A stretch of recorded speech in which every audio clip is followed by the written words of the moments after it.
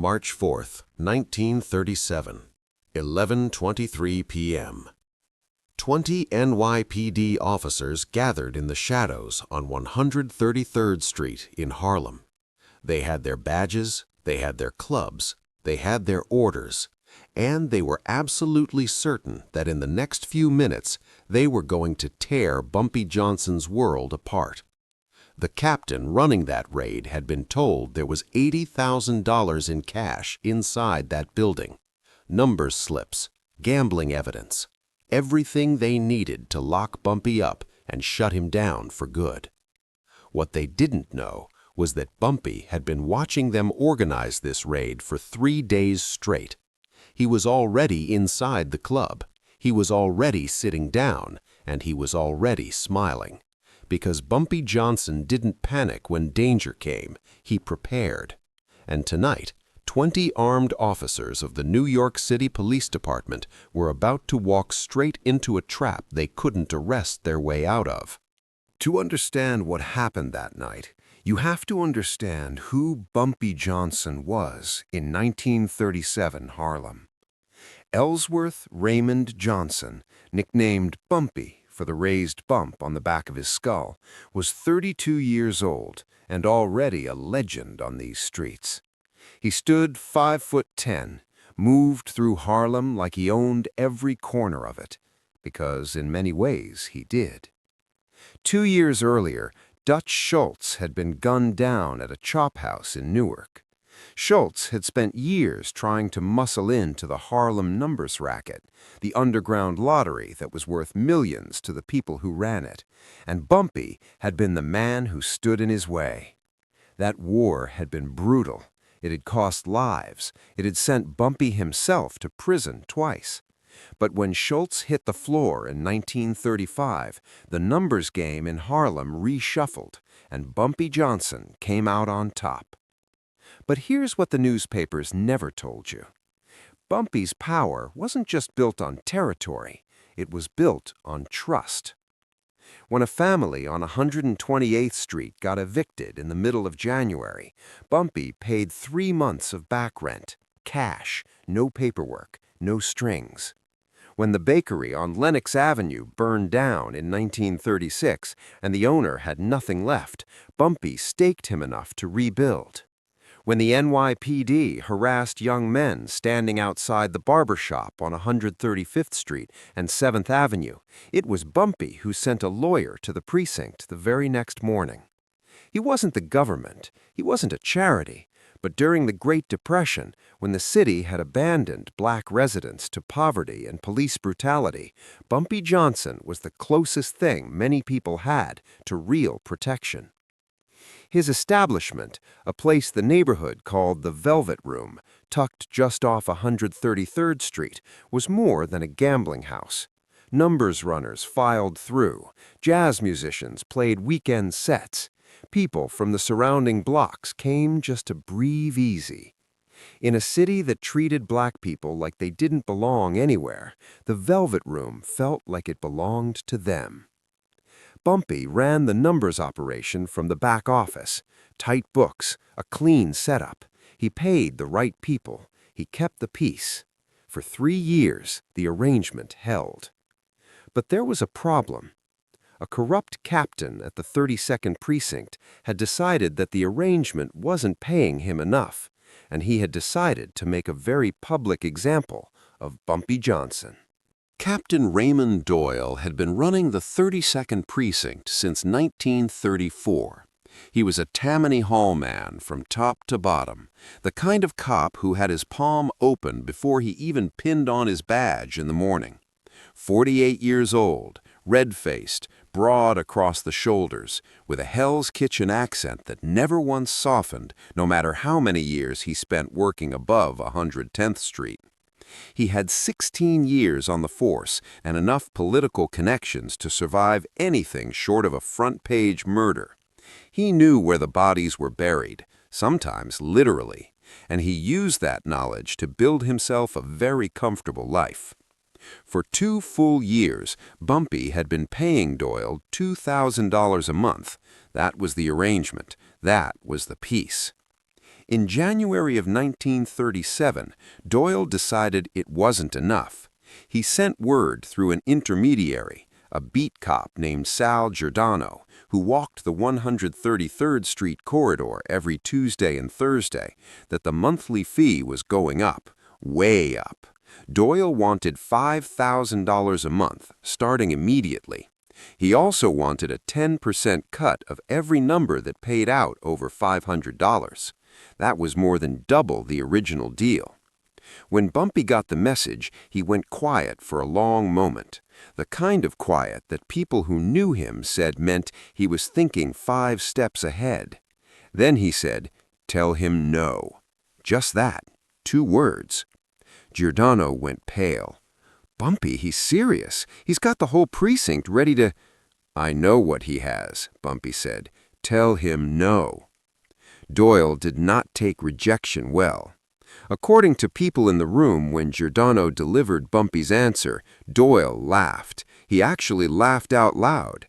He told the officers around him that Bumpy Johnson was, and these were his exact words, a colored numbers man who forgot who signs the permits in this city. He said that in his experience, men like Bumpy always folded when you applied enough pressure. He called Bumpy just another Harlem hood who thinks he's important. Then he started planning the raid. He pulled 20 of his most loyal officers, men who had taken dirty money alongside him for years, men who owed him, men who would not ask questions. He briefed them at the precinct house on February 28th. The raid would land on March 4th, giving him just enough time to tip off 2 newspaper photographers that a major bust on a Harlem gambling operation was coming.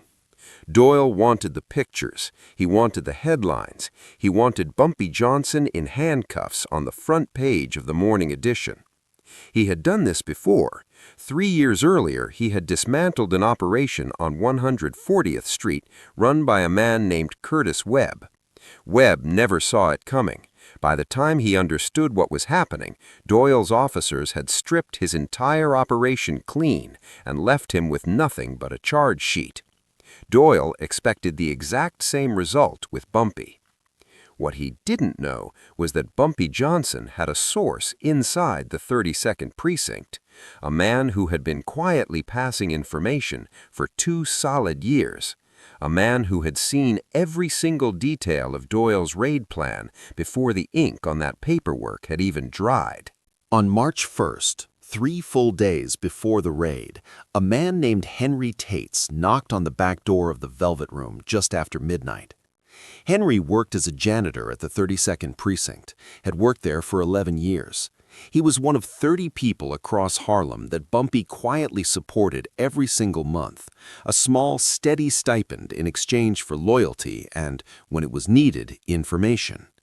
Henry told Bumpy everything: the date, the time, the number of officers, the press photographers Doyle had already called, and one detail that turned out to be worth more than all the rest: the wrong address Doyle's clerk had typed on the warrant. Building number 42, when the Velvet Room sat at number 44. 2 different buildings, 2 different addresses. Bumpy listened without interrupting. When Henry finished talking, Bumpy folded his hands on the table. "You eat tonight?" he asked. Henry said he hadn't. Bumpy called toward the kitchen. "Fix Henry a plate." Then he got to work. His first call was to William Chick King, one of the sharpest criminal defense attorneys in New York City, a black lawyer who had beaten the system enough times that prosecutors flinched when they saw his name on a court filing. Bumpy told him to be at the Velvet Room by 10 p.m. on March 4th and to bring 2 associates with him. His second call was to Milton Hughes at the Amsterdam News, Harlem's most widely read black newspaper, the one publication in New York that actually covered what happened to black people in this city without looking away. Bumpy told Milton that something significant was going to happen on the night of the 4th and that he needed a reporter and a photographer on site before 11 p.m., no excuses.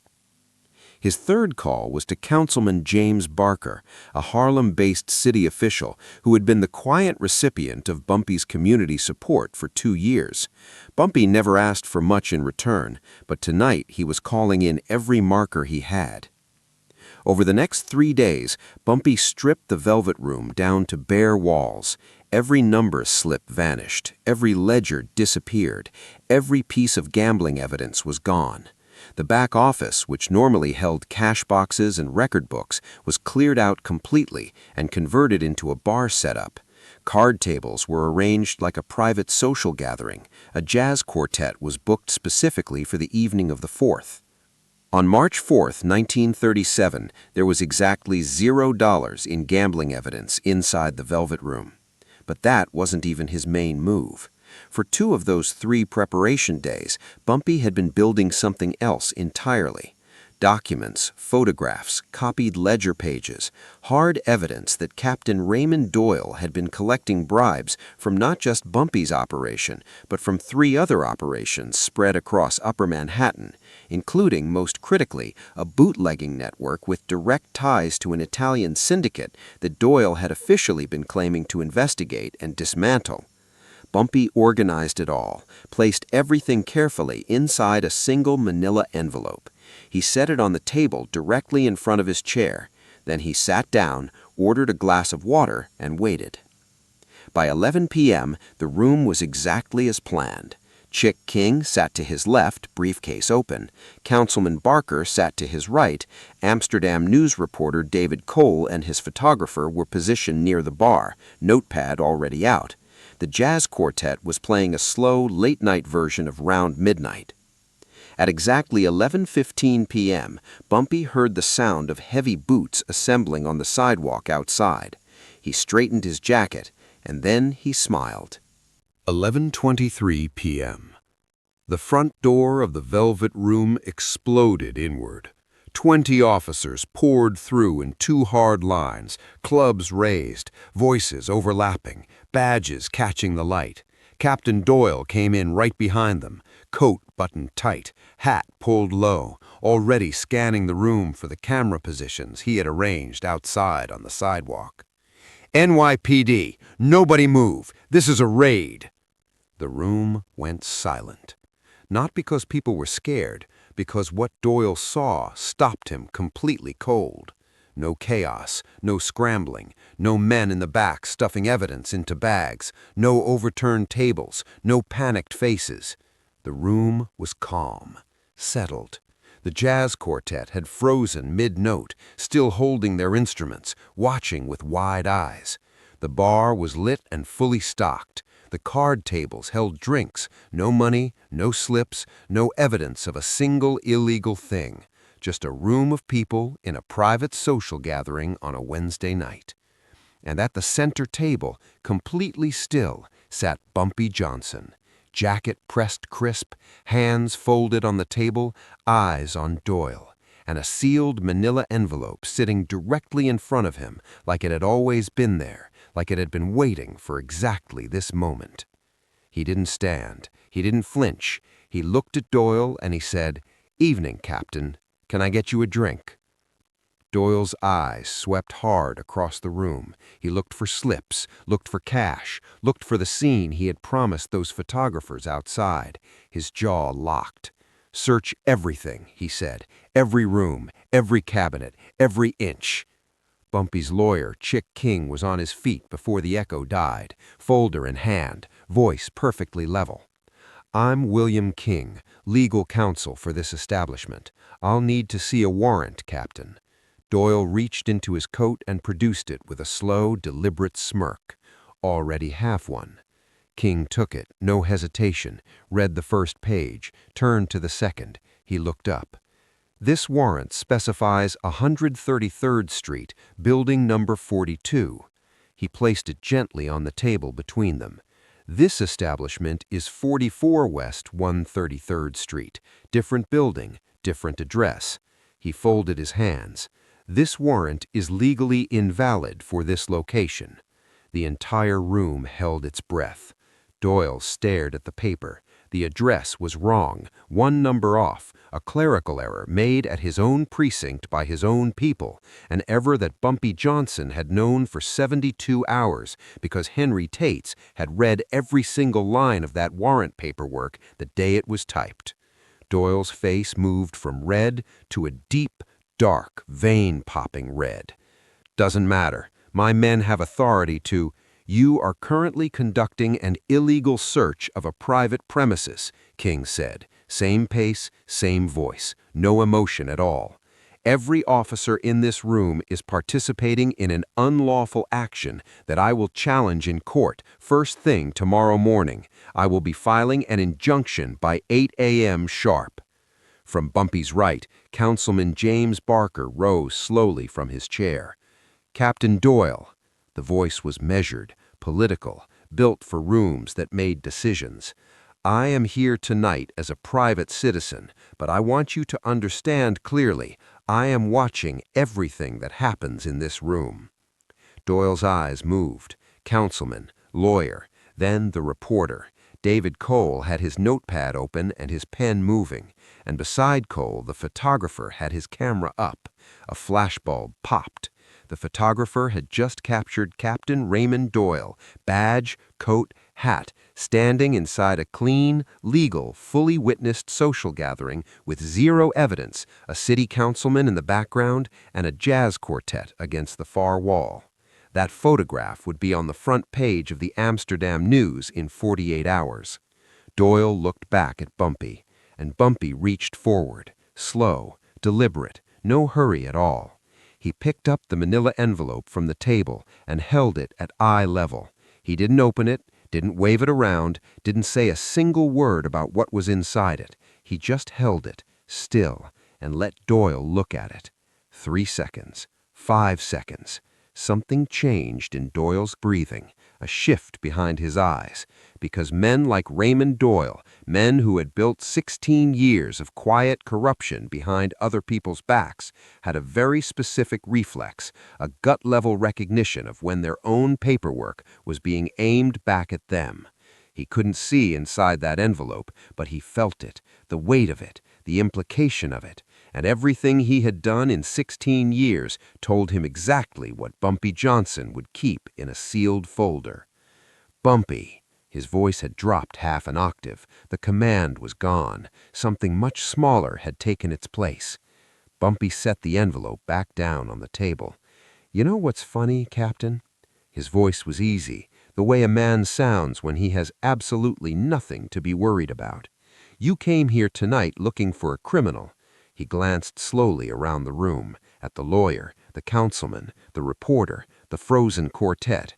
"You found a social gathering, a legal establishment, a licensed attorney, a public official, a member of the free press." He paused just long enough. "And a very thorough filing system." The room was a held breath. A younger officer near the bar had stopped searching. He stood there with his hands empty, looking at Doyle. He had been waiting for direction for a full minute. Nobody had given him a single thing to find. Doyle stood there. 8 seconds, 10 seconds, an eternity. And then, without a single word, he turned toward the door. "We're done here," he said. The officers filed out. No evidence bags, no handcuffs, no arrests. The clubs that had been raised when they came through that door were hanging at their sides when they left. 20 men who entered loud were leaving quiet. The last officer out paused at the threshold. He was young, maybe 24 years old, the kind of cop who still walked in believing the badge meant something clean. He looked back at the room, at the bar, at the card tables, at the quartet still frozen with their instruments, at Bumpy Johnson, still seated, still calm, the envelope on the table directly in front of him, untouched. The young officer shook his head slowly. Then he walked out. The door swung shut. For 3 full seconds, nobody in the Velvet Room said anything. Then Bumpy looked over at Chick King. "You hungry?" he asked. King let out a breath he had been holding for 4 solid minutes. "Starving," he said. Bumpy pushed his chair back and called toward the kitchen. "Fix everybody a plate." The jazz quartet found their place in the music again. Round midnight started back over from the top. But the next morning, word had already moved through Harlem. Not whispered, spoken out loud, proudly. In barbershops on 125th Street and church hallways off Lenox Avenue. In the numbers houses from 110th Street all the way up to Sugar Hill. On stoops and in diners and through every corner of the neighborhood that Bumpy Johnson had spent years protecting. The story was already spreading, how 20 armed New York City police officers had walked into Bumpy Johnson's establishment, guns and clubs and badges and all, and walked back out with absolutely nothing to show for it. No arrests, no evidence, no victory. David Cole's story ran in the Amsterdam News 2 days later. The headline read, "NYPD raid collapses at 133rd Street. Invalid warrant, zero evidence, witnesses present." The front-page photograph showed Captain Raymond Doyle standing stiff and visibly out of place inside a calm, well-lit gathering room. A city councilman clearly visible in the background. Jazz musicians against the wall, not a single piece of criminal evidence in sight. It was not a flattering photograph. It was not meant to be. Within 2 weeks of that photograph running, Captain Raymond Doyle had been transferred out of the 32nd Precinct. Not fired. This was Tammany Halls, New York, and men like Doyle had insurance policies that ran deep into the political machine. But he was quietly reassigned to a precinct in the South Bronx, far from Harlem, far from his network, far from the 16 years of influence he had carefully constructed above 110th Street. Official departmental paperwork described the move as an administrative reassignment. Nobody inside that precinct believed it for a second. The $5,000 monthly demand was never raised again. The manila envelope was never opened publicly. Bumpy never confirmed or denied what was inside it, but people who were close to him in those years said it contained enough documented evidence of Doyle's corruption, bribe records, syndicate payment logs, falsified arrest reports, to end the careers of not just Doyle, but 4 other officers directly connected to him. He kept it, never used it, because keeping it was the whole point. Bumpy Johnson understood something that most powerful people in New York City never figured out. You don't always win by destroying your enemy. Sometimes the most powerful move is letting your enemy know exactly what you hold, and then choosing not to use it. The threat of what you might do is often more powerful than any action. Years later, when people in Harlem talked about Bumpy's legacy, they didn't just talk about the numbers he ran or the territory he held. They talked about the night he stayed seated while 20 cops stood up and still walked out on top. According to everyone who was in that room, Bumpy said only one thing after the last officer walked out: Harlem protects its own. Here's what that night proved about Bumpy Johnson. Real power isn't what you show in the moment. It's what you've already built long before the moment arrives. He didn't fight those officers with his fists. He didn't threaten them with weapons. He beat them with information, with preparation, with community, and with the kind of unshakable calm that only comes when you have already done the work. He turned their raid into their humiliation, not because he got lucky, but because he thought 10 moves ahead while they were still planning move 1. That's what Harlem built. That's what Bumpy Johnson represented. Not chaos, strategy, not fear, loyalty, not just survival, protection. If this story hit different for you, do me a favor, hit that subscribe button and drop a like right now. It costs you nothing and it helps this channel more than you know. Let me know in the comments, what would you have done with that envelope? Would you have opened it, kept it, used it? Next week, we're telling the story of the night Bumpy Johnson sat across a table from Lucky Luciano and why one of the most feared mob bosses in American history decided Bumpy was worth far more as an ally than as an enemy. See you then.